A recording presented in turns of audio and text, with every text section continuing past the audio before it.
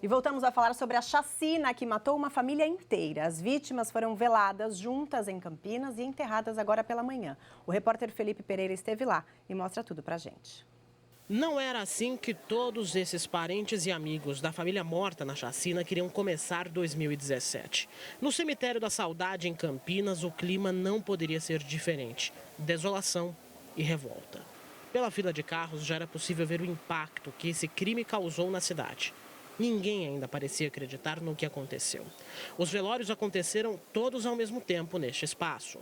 Os enterros acontecem em sequência a cada 15 minutos. Aqui na Saudade foram velados Rafael Filier, de 33 anos. O irmão de Isamara Filier morreu no local. A dona da casa onde acontecia o encontro da família era Liliane Ferreira Donato, de 44 anos. Ela foi baleada no começo da confusão. A mulher tinha uma vida social muito agitada com os familiares e morava no bairro há pelo menos 10 anos. O marido dela, Sandro Donato, também foi atingido e levado a um hospital.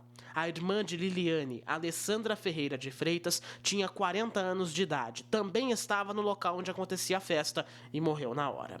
A mãe das duas, Antônia Dalva Ferreira de Freitas, também foi baleada pelo atirador. Dona Dalva tinha 62 anos. Ex-comerciante tinha uma vida ativa e era muito conhecida na região do bairro Jardim Aurélia e Vila Proste de Souza. Abadia das Graças Ferreira, de 56 anos, irmã de Dalva, e o marido, Paulo de Almeida, de 61, estavam próximos e foram atingidos pelos disparos da arma de Sidney logo na sequência. Os dois morreram no local sem chance de resgate. Outra vítima foi Ana Luísa Ferreira, outra irmã de Dalva e Abadia. Tinha 52 anos e não resistiu aos ferimentos, morrendo na casa de Liliane minutos após ser atingida. A filha de Ana Luísa, Larissa Ferreira, foi a 8ª vítima da chacina. Com apenas 24 anos, era querida por todos da família. Morreu junto com a mãe, baleada por Sidney no local onde acontecia a festa. Carolina Batista tinha 26 anos e era solteira. A jovem também foi atingida assim que Sidney invadiu a festa e não resistiu aos ferimentos da bala. O pai dela, ex-cunhado do atirador, também foi atingido. A ex-mulher de Sidney, Isamara Filier, tinha 41 anos. Ela e o assassino estavam em uma disputa judicial intensa pela guarda do filho, João Victor de Araújo. Assim que o tiroteio começou, a mulher tentou fugir para um quarto no fundo da casa, mas foi perseguida. Ela morreu no local.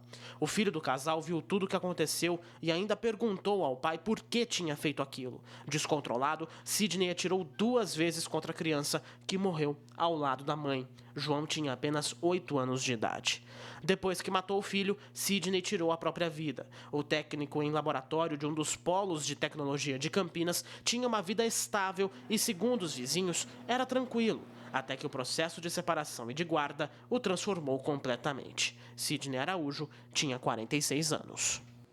Meu Deus, que absurdo, né, gente? E agora a gente volta a falar com o repórter Felipe Pereira, que tem outras informações do caso. Oi, Fê, o assassino deixou uma carta, é isso?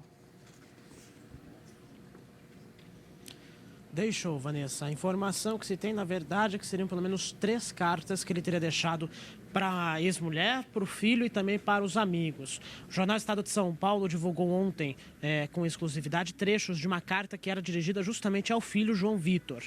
É uma das cartas mais nojentas que eu já li na minha vida. Eu não tenho o menor pudor em dizer isso. É uma das cartas com o conteúdo mais horripilante que a gente já conseguiu ler saída de uma pessoa nesses últimos anos. Provavelmente nunca mais a gente vai ver uma carta tão horrível quanto essa. Uma carta que destila ódio à ex-mulher, ódio à família dela, ódio inclusive até à mãe da Isamara, que morreu já há alguns meses. É uma carta assim que choca em todos os sentidos, em todos os aspectos. Tem até um trecho aqui, o trecho que é possível ser lido, porque coalhado de palavrões, coalhado de palavras de baixo calão para se dirigir à família e também à própria Isamara e à família dela. Um dos trechos que dá para ler é o seguinte: eu morro por justiça, abre aspas, eu morro por justiça, dignidade, honra e pelo meu direito de ser pai. Na verdade, somos todos loucos, depende da necessidade dela aflorar. Fecha aspas, eu vou ler mais um trecho aqui, que fala pro filho, né, que ele fala diretamente pro filho, abre aspas, filho, eu não sou machista e não tenho raiva das mulheres. Tenho raiva das mulheres, usa um palavrão aqui, que se proliferam e muito, a cada dia se beneficiando da Lei Maria da Penha. Isso porque ele usa mais um xingamento antes de falar a Lei Maria da Penha. A gente levou essa carta, Vanessa, para a psicóloga forense Maria de Fátima dos Santos. A Maria de Fátima, ela trabalha há muitos anos com esse tipo de psicologia, uma psicologia que lida diariamente com esse tipo de pessoas, né, com assassinos e também pessoas que cometem crimes. E ela fez uma análise para a gente do perfil do Sidney Ramis de Araújo. Um perfil que, dá para dizer, já de cara, que ele é um psicopata. A gente tem um trecho da entrevista, vamos botar agora na tela, pode rodar. Quando ele fez a carta, ele procurou, de alguma forma, se justificar diante das pessoas em relação à barbaridade que ele iria cometer. Ele trata as mulheres de uma forma extremamente vulgar e pejorativa, né? Não é só um machismo de desqualificação, é muito mais do que isso, é de ódio. Pelas características do crime, né? De premeditação, né? De toda uma preparação e uma organização para cometê-lo, então é alguém que havia, sim, né, planejado minuciosamente esse crime. É muito comum que psicopatas eles mostram uma imagem social muito diferente do que eles são de fato dentro de casa. Para tomar uma atitude violenta como essa, não seria alguém pacífico, alguém que não fosse afeito à violência. Então, era sim uma pessoa violenta. Um dos estopins que podem ter motivado o Sidney a cometer esse crime foi justamente a disputa judicial que acontece há pelo menos 3 anos, ou acontecia pelo menos há 3 anos, com a Isamara. A gente conseguiu apurar que os dois não tiveram uma separação tranquila. A separação sempre foi cercada de muita briga, de muito tumulto e de muito ódio destilado. Especialmente depois da suspeita que a mãe levantou à justiça de que Sidney teria abusado sexualmente do pequeno João Vitor, que tinha apenas 8 anos. Muito provavelmente, e conversando com a Maria de Fátima, esse pode ter sido o estopim para que ele tenha se tornado essa pessoa tão agressiva. A Maria de Fátima faz aí 2 análises, evidentemente, olhando de fora, absolutamente de fora, não está acompanhando o caso, investigando o caso, enfim, não foi chamada pela polícia para isso, mas ela afirma que podem ser essas 2 possibilidades. Que ele já tenha esse comportamento violento desde sempre e, apesar dos familiares, dos amigos, enfim, dos vizinhos, de terem dito durante todo esse tempo que ele não era uma pessoa violenta, mas ele pode sim ter esse traço de violência, ou então o estopim da briga da justiça acabou fazendo com que ele cometesse essa loucura. O que se sabe é o seguinte: o crime foi todo premeditado, isso é um fato. A arma foi comprada, a numeração raspada, como a gente já contou aqui nesse VTV da gente, e a intenção de matar o filho e de se matar também foi premeditado. Pelo menos é isso o que a Maria de Fátima aposta. Nada que aconteceu nesse crime aconteceu por acaso, pelo que dá a entender todas as formas, né, todo o jeito que esse crime aconteceu, pelo menos segundo a psicóloga forense. A gente está aqui no Cemitério da Saudade ainda, a gente está acompanhando, tem algumas pessoas chegando aqui ainda, porque acabaram de ser enterrados os corpos da Isamara, do João Vitor e do Rafael. O Rafael Filier, que é irmão da Isamara, como a gente acompanhou agora há pouco na reportagem. Foi uma das cenas mais tristes que a gente pôde acompanhar nesses últimos anos. E olha que eu já cobri a chacina aqui em Campinas, que aconteceu em 2014, né? Acho que não tem como comparar as duas chacinas. Não existe como comparar, porque foram circunstâncias absolutamente diferentes.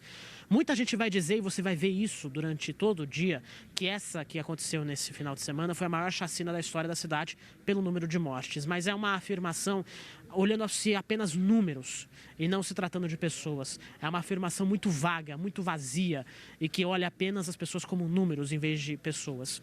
As 2 chacinas que aconteceram aqui na cidade nesses últimos anos são igualmente as maiores da história. Seja pela crueldade, seja pela motivação ou falta de motivação e seja pela forma como tudo aconteceu.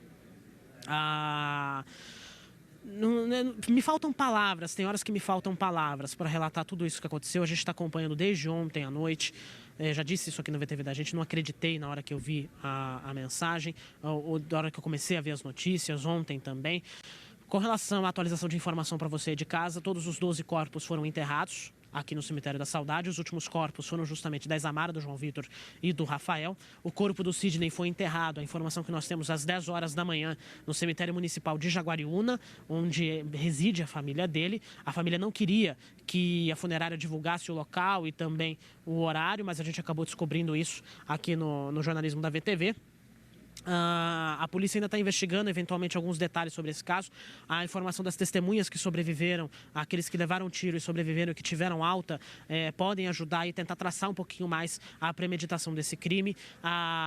O áudio da gravação também já está em mãos da polícia, essa gravação que ele pede desculpas por tudo aquilo que iria acontecer. Mais uma prova de que o crime foi premeditado. Com relação também às vítimas que estão internadas, nós temos a informação de que outras 2 vítimas ainda estão internadas em hospitais aqui da região, mas nós temos também a notícia de que pelo menos uma delas deve receber alta ainda hoje. A vítima, que é ex-cunhado, foi atingido com 2 tiros, mas deve receber alta ainda hoje. A cobertura completa desse crime que chocou a cidade às 7h15 no Jornal da VTV. Vanessa. Tá bom, Fê. Muito obrigada pelas informações. Parabéns aí pelo trabalho seu, da Juliana de Paula, que estão acompanhando aí o caso desde ontem. Obrigada, boa tarde para você.